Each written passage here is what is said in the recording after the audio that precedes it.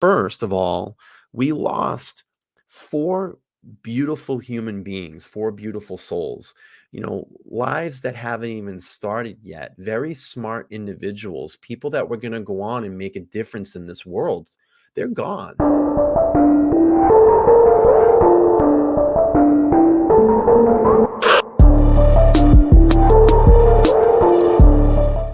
Idaho murders, Bryan Kohberger investigation clues revealed as court unseals heavily redacted documents. Documents add new dates to the timeline of Moscow police investigation into Idaho student murders.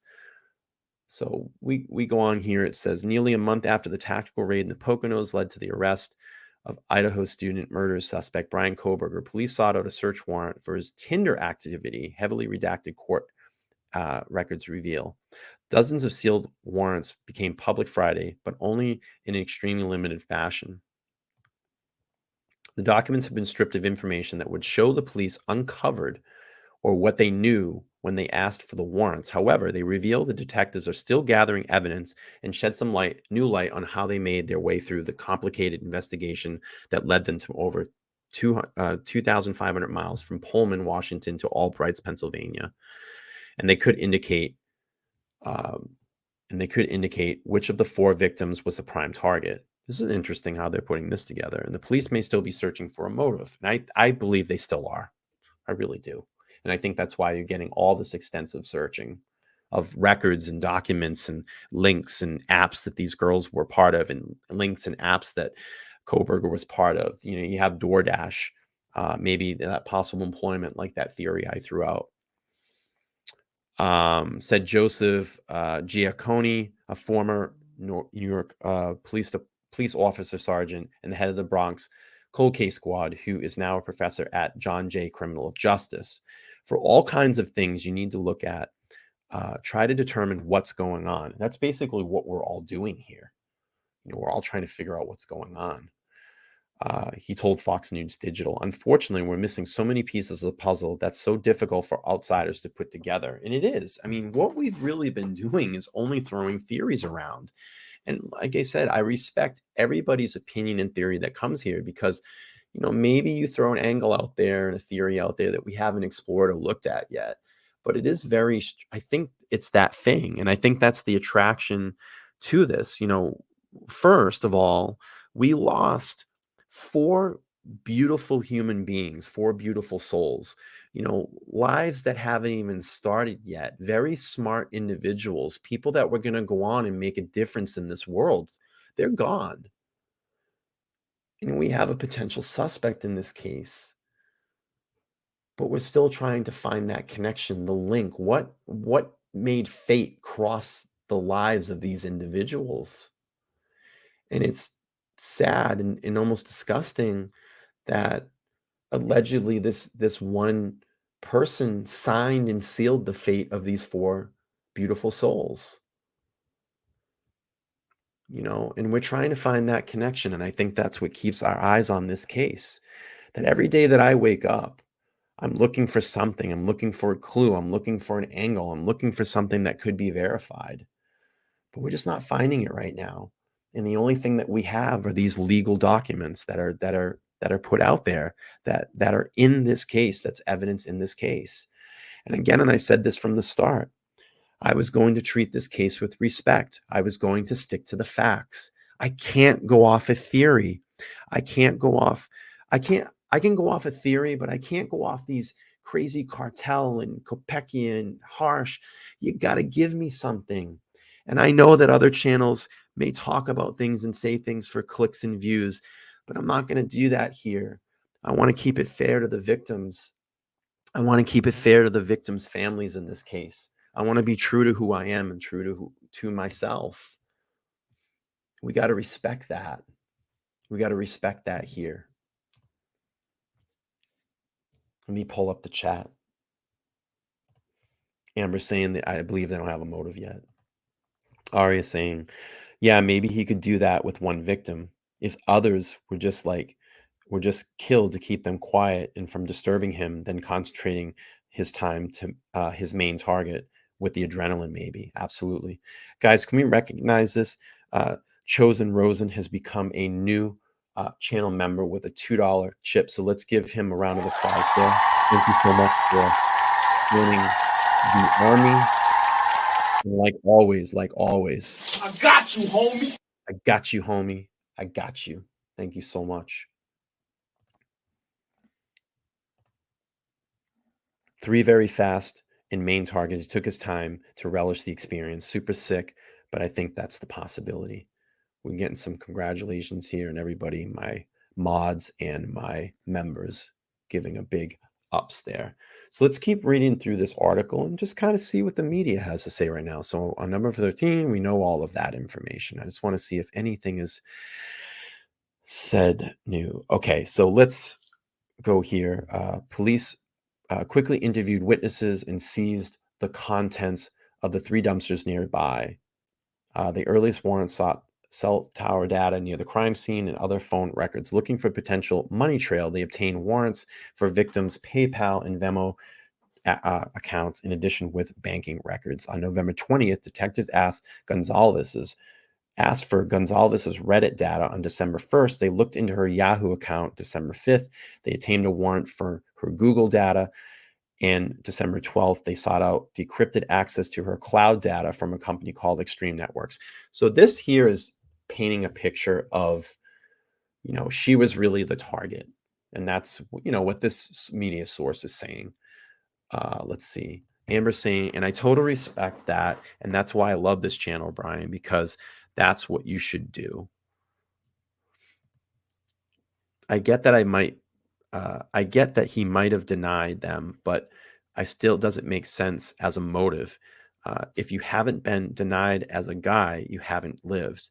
Can't hit a home run every time. Yeah, that's true, Steve, but you got to think. We have to think and look at how extreme he was in situations. We know that, his friends have reported a lot of OCD, being very intense. We know about his conversations on the internet about visual snow. We know that he had a drug problem. Those are all triggers for anger. And those are all triggers for a lot of self-esteem issues and stuff like that. Maybe this rage was building inside. I mean, what do we always hear about, like school shooters and stuff like that? That they were living with the fear, the rejection in their lives. A lot of them will write the rejection from society. It's time to get back. This is my payback. That's kind of the vibes that I get from him. I get kind of those Elliot Rodger vibes. Mad at the world, mad at women, this incel type of vibe. So some guys really don't take rejection well, though. Absolutely. It's certainly true. Okay, so I believe this is a quote from the detective they're talking to. Why Kaylee, I think somehow he was tracking her, John Kelly, a criminal profiler and psychotherapist, said of the alleged suspect Tuesday. And I don't think it was a coincidence that Kaylee had been living there. So now the weekend that Kaylee comes back is the weekend that this guy hits. And who was the one earlier? I think, was it Chris P said earlier that he was possibly tracking her, or maybe it was Steven that said that. So this kind of puts that theory together as well too.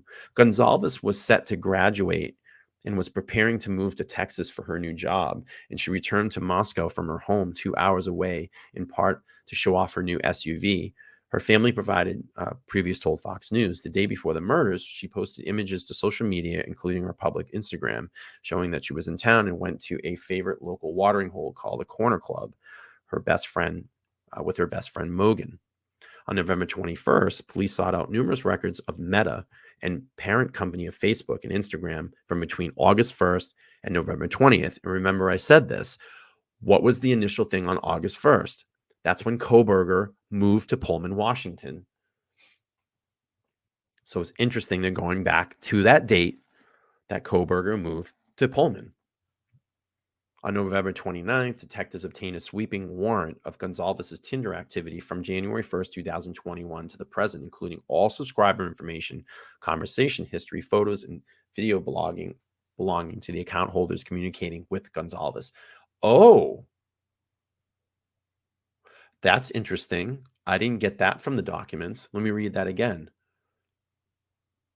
On November 29th, detectives obtained a sweeping warrant for Gonzalez's Tinder activity from January 1st to 2021 present, including all subscriber information, conversation history, photo, and videos belonging to the account holders communicating with Kaylee. So they wanted to see who was talking to her.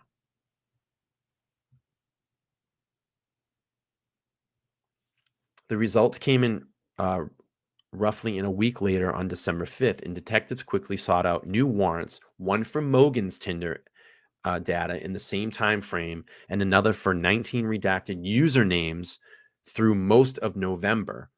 Publicly, police are asking for tips involving the series of events at a frat party attended by Chapin in Coronado between 9 p.m. on November 12th and 1:45 on November 13th, while urging the public to avoid speculation or unaverted information. Wait a minute. Police are publicly asking for tips involving the series of events at a frat party attended by Chapin in Coronado between 9 p.m.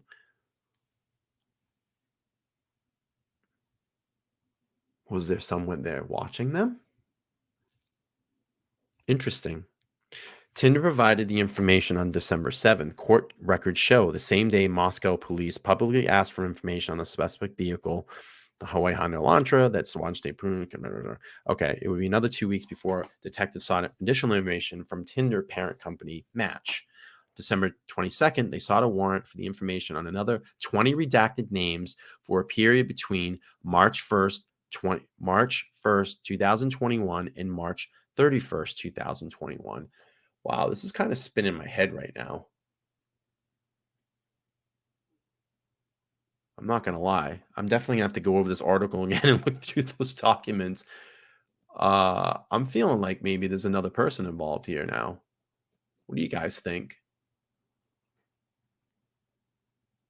They're looking for someone else, or they're looking for maybe like, was there communication back in 2001 with these girls? Had he been stalking them for a year prior to this crime? It's interesting. As they were pursuing this data, they had secretly tracked Kohberger from his apartment. We know this. The DNA match, late November, the court records show police sought information at K-Bar sales across the country, serving warrants on Walmart, eBay, and the K-Bar manufacturer itself. Then on December 12th, they obtained a warrant from Blue Ridge Knives, a Virginia-based wholesaler. Police arrested Kohberger's parents. There's the listing of the items. Police removed knives, a handgun, mask, gloves. The thing that's very interesting about that, too, one of the knives that was confiscated, and I believe it says it up here, could be here, is a Smith & Wesson pocket knife. And Smith & Wesson also distributes knives and makes knives as well, too. Let's see. Chosen Rosen. I love that. That's a cool name, man. Great channel. Glad to be here. Appreciate what you do. Thank you, everyone. Well, we're glad you're here, bro. Glad you're here. Let's give him some of that love right there. You know what? I got you, homie. I got you, homie. I got you. Aria says, women are also capable of extreme reactions to rejection. Everyone is capable of murder, but not everyone takes that route. There's a fine line between love and hate. O'Brien's loving it. Let's look at our poll, guys. So I put a poll up there at the chat. We got 125 votes on it. It says, with the new documents presented in these crimes, how do you feel about BK's involvement now? So 72% of you say they're confident, 8% said they're not so confident, and 20% said they're still deciding. It's very fair. Let's end that poll. Let's end that for the night, because we're going to close up shop here in a little bit. Maybe in about another 10 minutes, we'll just hang out here and chat a little bit. Police recovered, because my voice is getting a little hoarse now. All right. Police recovered knives, a handgun, mask, gloves, black clothing, computers, and phone among dozen of their items. They seized a Hyundai and tore apart in the search of additional evidence. On January 3rd, police obtained a search warrant for 2 years' worth of data on Kohberger's Google account. It wasn't until January 25th, nearly a month after Kohberger's arrest, that police sought a warrant for his Tinder data from June 22 to present. They go back to data, 2 years of data. This is really interesting. The same day they went after his Yik Yak, an app that allows users a chat base in a 5-mile radius, and obtained another search warrant for a Dropbox account. Police obtained a search warrant seeking UPS driver surveillance video from November 6th to November 14th. Kohberger is being held without bail at the Latah County Jail in Moscow, Idaho, on 4 charges of first-degree murder and another for burglary. I got to go back and read that article again because that kind of filled some pieces in. Hey, everybody, thank you for checking out this video. If you like the content here today, make sure to click on one of these videos up here. I would appreciate it. And before you head out, make sure to like, share, and subscribe. Turn on that bell notification so every time I drop a new video or go live, you guys will know. Thanks.